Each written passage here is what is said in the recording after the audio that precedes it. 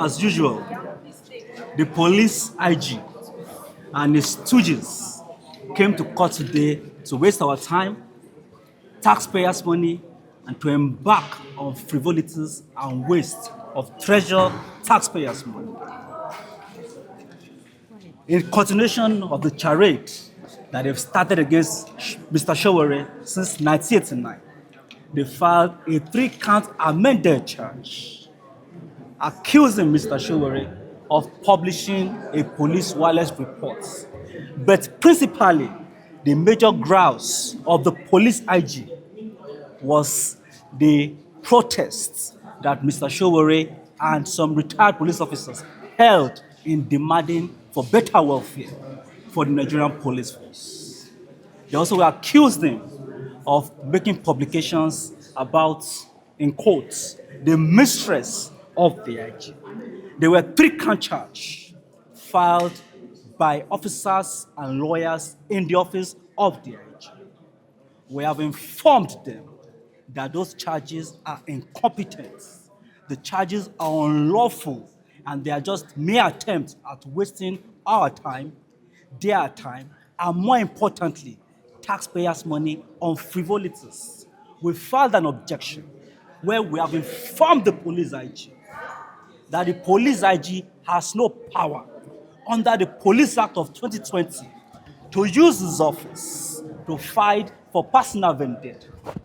The petitioner, the nominal complainant in this 3-count charge that we came to court for today is Yemisi Kuti, the alleged mistress of the police IG. She is a principal staff to the IG and an officer in the Nigerian police force. The Police Act clearly forbids any police officer serving or retired from using the instrumentalities of the office of the police force to fight for personal vendetta and as a means of settling personal score. The instant charge today is an example of such an abuse of prosecutorial powers. Section 174 sub 3 of the Constitution stipulates that any charge to be filed in court must be in compliance with equity and the interest of justice. This particular requirement of Section 174.3 is lacking in the charge that was filed by the IG. This is a clear attempt at scuttling and shrinking the civic space in Nigeria.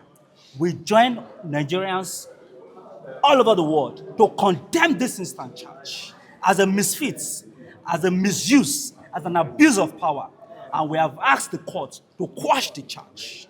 There is even no need by a plethora of authorities decided by Nigerian Supreme Court. There is no basis for entering a plea in a defective charge as what we have in court today. And we have informed the court that we are not going to take any plea on this inherently defective charge. These charges, as they are presently constituted, must be quashed. The court must throw away the charge without wasting further the Nigerian taxpayers' money.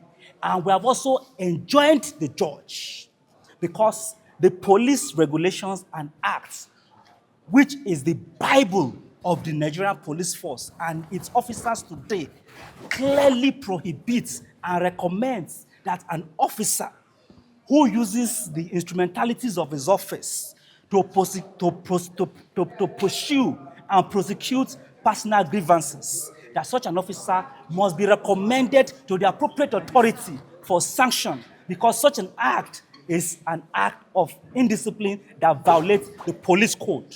So we are urging the court to mandate the lawyer of the police force, who is also a police officer, to recommend to the appropriate authority, to recommend that both Fola Kuti, Yemisi Kuti, the IG, and other officers in the police force who have abused these particular provisions that we have accentuated in the charge, that such officers must be recommended for appropriate disciplinary actions. This is what we're asking the court, and this is what the law requires of His Lordship. We thank you, Lordship.